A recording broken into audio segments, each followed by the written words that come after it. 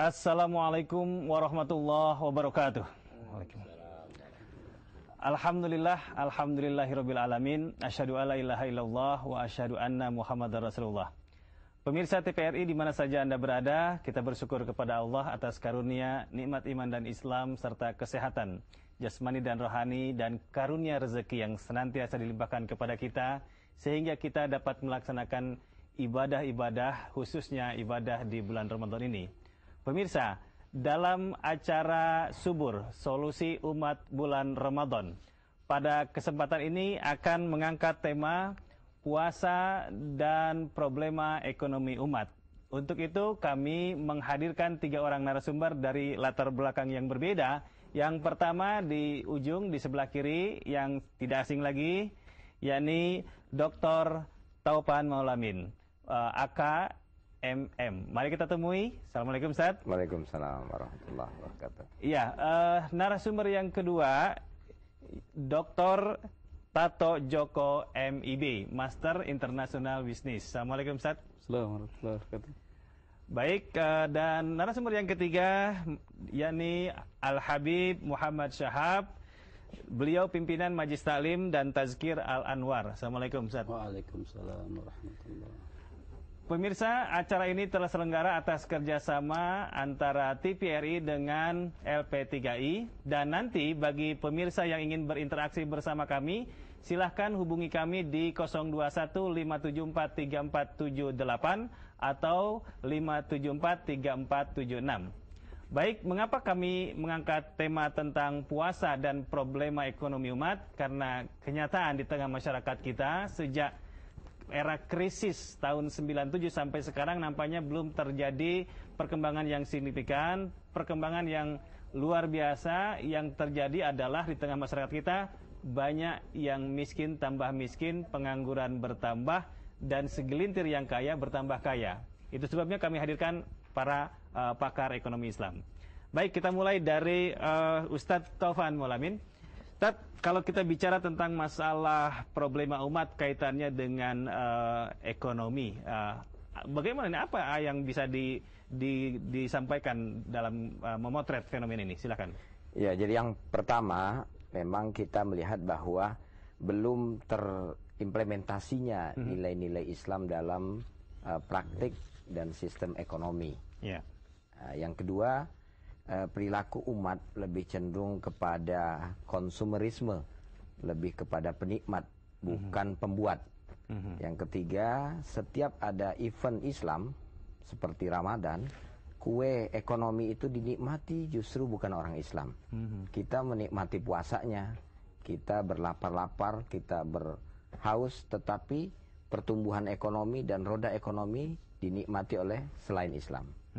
Subhanallah. Nah, Pak Tato sebagai kandidat doktor ya dalam ekonomi Islam tentu bisa memotret dari aspek yang berbeda atau sisi yang lain. Silakan. Oke, bismillahirrahmanirrahim. Contoh kita tetap pada Rasulullah SAW. Jadi Allahumma shalli ala pada saat Rasulullah itu membentuk umat, yang dibentuk utamanya adalah kepribadian. Jadi individu-individu yang menjalankan apapun roda bidang yang ditekuninya. Pada saat kita berbicara masalah ekonomi, maka manusia-manusia yang penggerak itulah yang dikuatin. Antara lain, pada saat kita berbicara masalah yang disebutkan Pak Taufan tadi, konsumeris, kita berbicara Rasulullah efek daripada puasa, yaitu pada saat kita berbicara konsumerisme, kita berbicara masalah bahwa manusia atau umat Islam khususnya itu lebih pada menuruti keinginan daripada kebutuhan. Padahal puasa mengajarkan kepada kita lebih fokus kepada kebutuhan. Terus kemudian transfer kapital, zakat, ada sedekah, segalanya. Transfer kapital dari yang berkelebihan kepada yang kurang. Terus kemudian proses belajar juga. Ini yang menjadi penekanan kita sekarang. Jadi proses belajar dari waktu ke waktu dari suatu kumpulan ilmu atau kumpulan kapital kepada yang membutuhkan, dari positif kepada yang negatif, itu masih ada keengganan. Mereka lebih bangga kepada ilmunya yang banyak, mereka tidak sharing. Mereka bangga kepada kapitalnya yang banyak, mereka juga tidak sharing. Jadi awal kehancuran lah. Ya, baik. Ya, beralih ke Habib, ya, Al-Habib Muhammad Syahab. Habib, sesungguhnya dalam konsep Islam banyak ajaran-ajaran ya dari Rasulullah yang mengajarkan untuk hidup sejahtera, hidup makmur ya. Bisa dijelaskan, Bib? Assalamualaikum warahmatullahi wabarakatuh. Waalaikumsalam warahmatullahi wabarakatuh. Alhamdulillah. Alhamdulillah alladzi arsala nabiyyana Muhammadan sallallahu alaihi wasallam wa dinil haq liyadhhirahu ala dini kullihi walau karihal musyrikun. Alhamdulillah, puji syukur kepada Allah Subhanahu wa taala, juga para pemirsa TPRI dimanapun berada.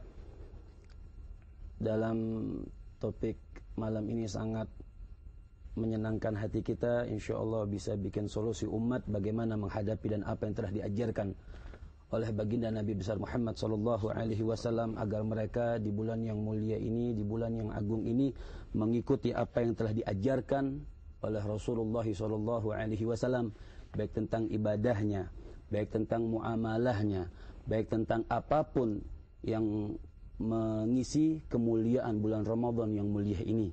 Artinya Nabi Muhammad sallallahu alaihi wasallam pun banyak sekali mencontohkan bagaimana manusia itu hidup sehat, bagaimana manusia itu hidup untuk berekonomi dengan ekonomi Islam. Tentunya menjauhkan apa yang dilarang oleh Allah Subhanahu wa taala dan mengerjakan apa yang diajarkan oleh Allah Subhanahu wa taala. Itulah manusia yang bertakwa, manusia yang memenuhi dirinya untuk menghidupkan bulan Ramadan ini dengan kemanusiaan kepada Allah Subhanahu wa taala. Subhanallah.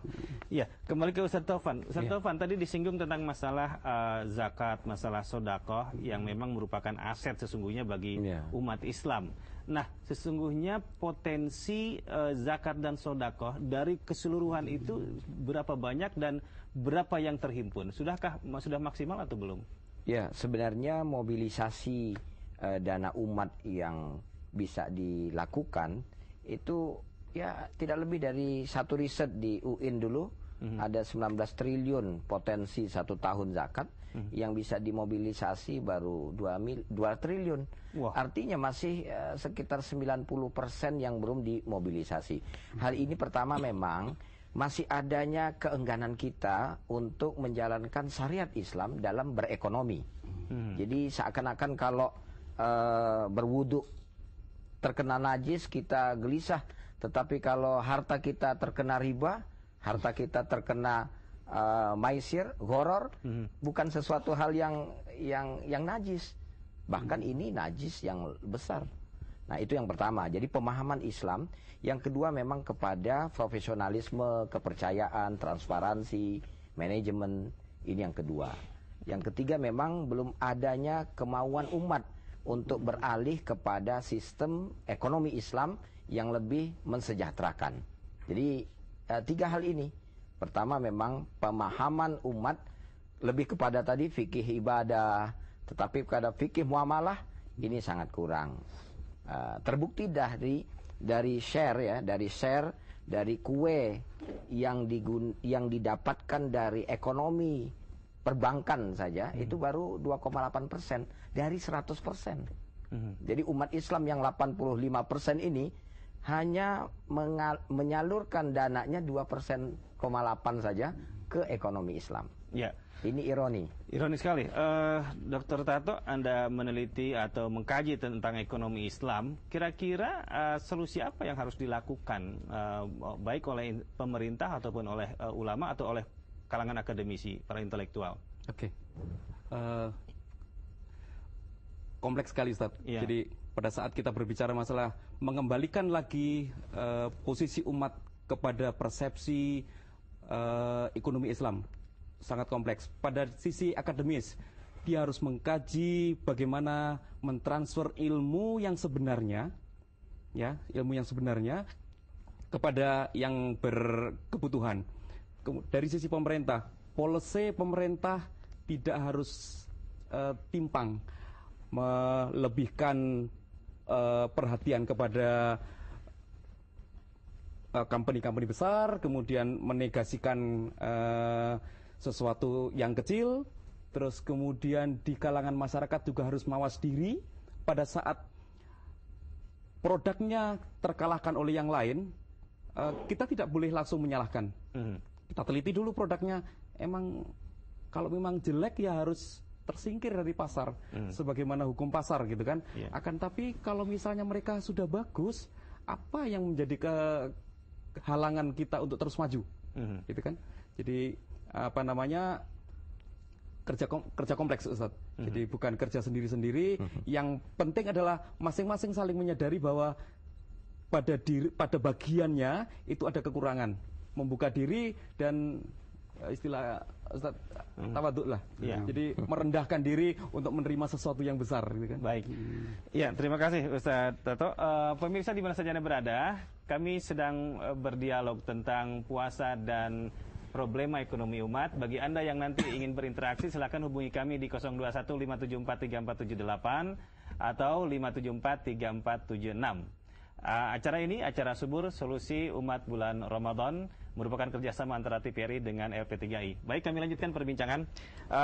Al-Habib, di tengah masyarakat kita nampak sekali kesenjangan antara si kaya dan si miskin. Bagaimana keberadaan pada saat masa Rasulullah dan sahabat? Sebenarnya hadis baginda Nabi besar Muhammad sallallahu alaihi wasallam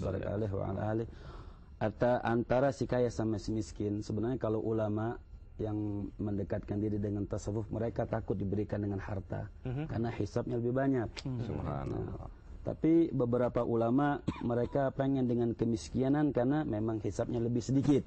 Tadi sesuai dengan yang dikatakan oleh Ustaz Taufan, artinya tadi orang kalau hartanya kena najis, mereka seakan-akan la yubali. Artinya tidak peduli dengan harta yang penuh dengan kenajisan. Bahkan ini najis ini, kalau mungkin kita kena najis aini, artinya najis yang terlihat kita cuci selesai. Tapi kalau najis yang batin, seperti contoh lama usriya bi Rasulillah sallallahu alaihi wasallam, ketika Isra wal Mi'rajnya baginda Nabi besar Muhammad, Rasul sallallahu alaihi wasallam diperlihatkan ummah yang sedang disiksa oleh Allah Subhanahu wa taala. Mereka disiksa butunun kabira hatta la yatahawaluna min makanih. Mereka disiksa dengan perut yang sangat besar sehingga tidak mampu bergeser daripada tempatnya, dengan sangat besar perutnya. Kemudian Al-Habib sallallahu alaihi wasallam bertanya kepada Jibril alaihi salam, "Wahai Jibril, apa yang dilakukan oleh kelompok manusia ini sehingga mendapat siksaan dari Allah yang perutnya besar, kemudian datanglah sekelompok manusia lagi menginjak-injak perut ini hingga meledak." Dibikin lagi, dibesarkan lagi perutnya, diinjak-injak lagi sampai meledak. Ditanya Jibril alaihissalam oleh baginda Nabi besar Muhammad SAW, itulah katanya sekelompok manusia yang sering memakan uang riba. Jadi ini najis yang bisa menyebabkan seseorang itu masuk api neraka Allah Subhanahu wa taala. Masya Allah. Pemirsa, dari apa yang disampaikan oleh Habib tentu saja itu menjadi peringatan ya, warning bagi kita agar kita berhati-hati di dalam mengkondisikan, mencari dan kemudian mengeluarkan harta yang ada pada kita.